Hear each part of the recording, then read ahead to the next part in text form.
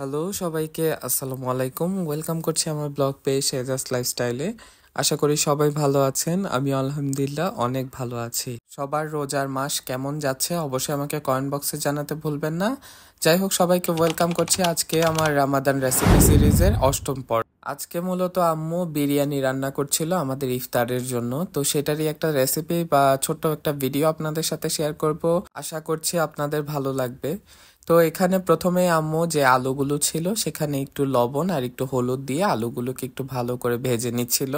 বিরিয়ানিতে আলুর কথা কি আর বলবো, আমার তো বিরিয়ানিতে আলু সবচাইতে বেশি পছন্দ হয়। মাংসর চাইতে আমার মনে হয় যে আলুটা সবচাইতে বেশি ভালো লাগে আমার কাছে।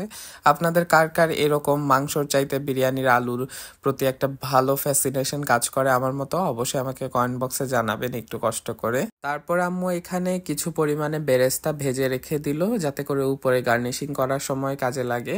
তো যাই হোক, এখন এখানে সুন্দর করে আরেকটু পরিমাণে বেশি করে তেল দিয়ে এখানে দিয়ে দিল আদার কুচি। তারপর এখানে অ্যাড করা হলো বেশ খানিকটা পরিমাণে রসুন বাটা।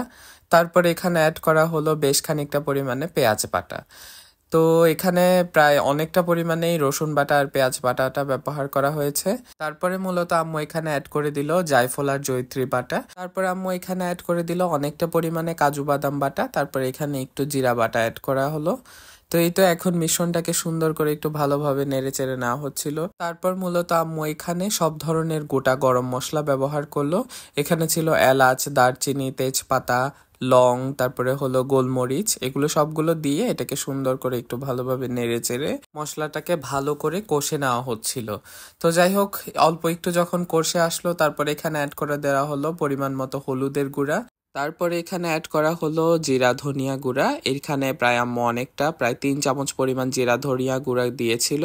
তারপরে এখানে দেওয়া হলো স্বাদ মতো লবণ আর হলো শুকনা মরিচের গুঁড়া। আম্মু এখানে এখন সবগুলো উপকরণকে একটু ভালোভাবে মিশিয়ে এখন মশলাটাকে একটু সুন্দরভাবে কষে নেওয়া হবে। আম্মু যখনই বিরিয়ানি রান্না করে শুধুমাত্র বিরিয়ানির মশলা ছাড়াও এভাবে অল্প অল্প একটু পরিমাণে ঘরের মশলাটা ব্যবহার করে যাতে করে বিরিয়ানির টেস্টটা আরো বেশি ইনক্রিজ হয়। তো আমরা যতবারই আসলে বিরিয়ানি রান্না করি আমরা সবসময় রাঁধুনির বিরিয়ানি যে মশলাটা আছে সেটাই মূলত ব্যবহার করে থাকি। তো আমার ইচ্ছে আছে সামনে কোনো একটা পাকিস্তানি যে বিরিয়ানি মশলাগুলো পাওয়া যায়, ঈদে সেরকম একটা কোনো পাকিস্তানি বিরিয়ানি আসলে ট্রাই করার ইচ্ছা আছে আমার। তো যাই হোক, এখন এটাকে সুন্দর করে মাংসটাকে ভালো করে কষিয়ে নেওয়া হলো।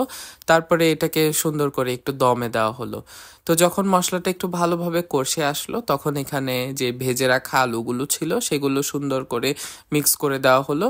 আর অল্প পরিমাণে একটু পানি দেওয়া হলো যাতে করে সুন্দরভাবে মশলাটা ভালো করে কষে যায়, সাথে মাংসটা একটু ভালো করে সেদ্ধ হয়ে আসে। তো এই তো এখন বিরিয়ানির যে মশলাটা ছিল সেটা অর্ধেক পরিমাণে এখানে ব্যবহার করা হলো।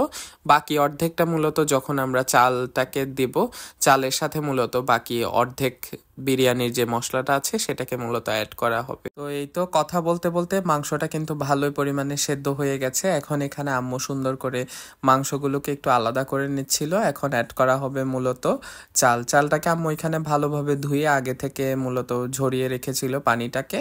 তো এটাকেই সুন্দর করে দিয়ে দিল। এখন এটাকে ভালো করে মশলার সাথে মেখে আম্মু সুন্দর করে চালটাকে একটু হালকা করে ভেজে নিবে। তো এই সুযোগে আম্মু আমাকে বলল যে কাঁচামরিচ আনার জন্য। কাঁচামরিচ মূলত আমাদের এখানে ছাদ বাগানে আমাদের কিছু কাঁচামরিচ হয়েছে, তো ওখান থেকে মূলত কাঁচামরিচটাকে আমি নিয়ে আসলাম। তো এখানে চালটা একটু যখন ভাজা হয়ে গেছে আম্মু এখানে বাকি যে বিরিয়ানির মশলাটা ছিল সেটাকেও সুন্দর করে চালের সাথে অ্যাড করে দিল।